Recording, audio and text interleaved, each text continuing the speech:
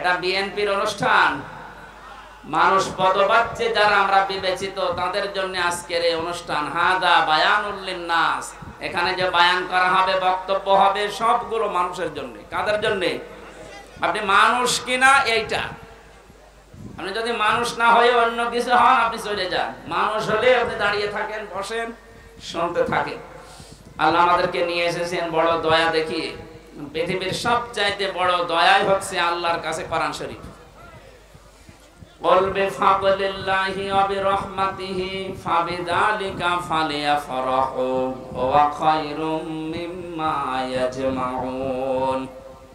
হে নবী, আপনি বলুন, তাম দুনিয়া যা পেয়ে আনন্দে আছে, আমি আল্লাহর কাছে কোরআনে কারীম শ্রেষ্ঠ সম্পদ। সুতরাং বগুড়াবাসী, কোরআন আমরা যারা পেয়েছি, কোরআনের কাছে যারা আসতে পেরেছি, আমরা যেন আনন্দ করি।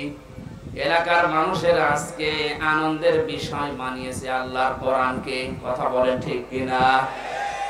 কোরআনে কারীম যদি এখানে না থাকতো, কেন্দ্রীয় নেতা শাহাবুদ্দিন সাহেব না, আমির হামজা না, আমির হামজার বাবা আসলেও এখানে আমরা আসতাম না। এখানে এসেছি এই কারণে, এখানে আল্লাহর কোরআন আছে। কথা বলেন ঠিক কিনা? এটা থাকলেই যদি আমাদের যাওয়া লাগে, এটা কায়েম করার জন্য, দাঁড় করানোর জন্য যদি আমরা চেষ্টা করি, মিনি জান্নাত আমরা দেখিনি, এই দুনিয়াতে আমরা মিনি জান্নাত দেখতে পারবো ইনশাআল্লাহ।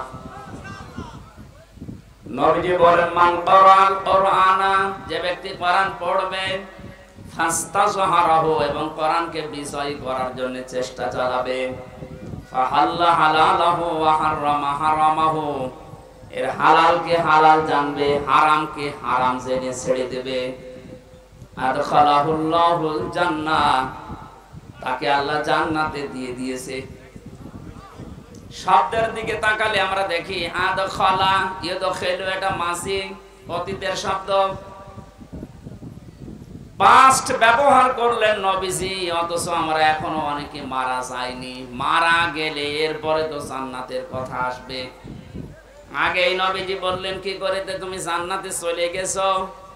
তার মানে ব্যক্তি, পরিবার, সমাজ এবং রাষ্ট্রে যদি কোরআনে ছাড় থাকে, কোরআন বিজয় থাকে, কোরআন কায়েম হয়ে যায়, প্রতিষ্ঠিত হয়ে যায়, নবীজির এই কথা দ্বারা তিনি ইঙ্গিত দিয়েছেন, তুমি মনে করবা আমি জান্নাতে আছি। ওইরকম একটা দেশ আমরা চাই না। কিসের মাধ্যমে? কোরআনের। বলেন বলেন। আশাফাহু ফি আশারাতিন মিন আহলি বাইতিহি কুল্লুহুম ক্বাদ ওয়াজাবাত লাহুন নার।